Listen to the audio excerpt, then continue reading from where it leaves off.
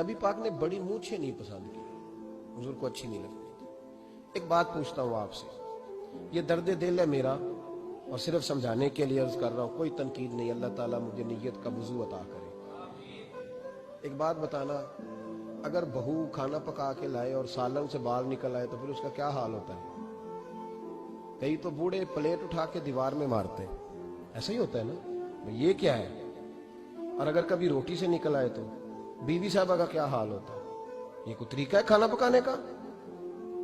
اور اللہ تعالیٰ معاف کرے، اگر کبھی ہوٹل میں چلے جائیں امیر لوگ 15,000 کا ڈنر کرنے، تو وہاں کسی سالن کی پلیٹ سے بال نکل آئے تو پھر تو پیسے کیا دینے ہیں، پھر تو ان کو اور جرمانہ ہو جاتا ہے۔ یہ تو سارے بال نکل آئے تو مشکل، اور ویسے بھی جو نفاست ہے نا طبیعت کی، اس پر بوجھ بنتا ہے، بال کھانے میں ہو آٹے میں ہو تو بوجھ بنتا ہے۔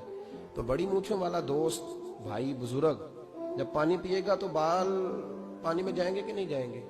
حکیم اور ڈاکٹر کہتے ہیں کہ کینسر کے مرض کا خطرہ ہے، اور ایک مقام پہ رسول پاک علیہ السلام نے یہاں تک فرمایا کہ جو مونچھیں پست نہیں کرتا وہ ہم میں سے ہے ہی نہیں۔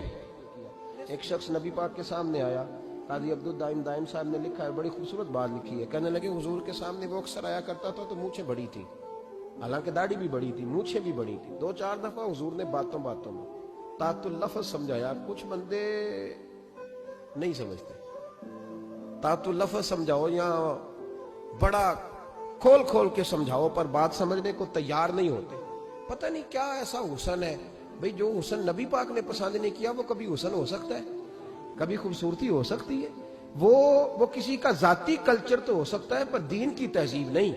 نبی کریم علیہ السلام نے کئی دفعہ سمجھایا تو ان کی سمجھ میں بات نہ آئی۔ ایک دن وہ بیٹھے ہوئے تو حضور نے ایک صحابی سے فرمایا کینچی لاؤ، کہنے لگے میں سمجھ گیا کہ میرے ساتھ کچھ ہونے لگا ہے۔ ساتھ ہی حضور نے فرمایا ایک مسواک بھی لانا، کہنے لگے میں نے کہا بچت ہو گئی، میرے تو دانت صاف ہے۔ تو یہ شاید اس کی بات ہونے لگی ہے جس کے دانت بھی ٹھیک نہیں۔ دونوں چیزیں جب آ گئی نا تو حضور اٹھے اور نبی پاک نے مسواک ان کے ہونٹوں پہ رکھی، اسی صحابی کے ہونٹوں کے اوپر مسواک رکھ کے تو اوپر سے حضور نے مونچھیں کاٹ دی۔ فرمایا یہ نہ ایسا کرو، یہ چیز مجھے پسند نہیں ہے۔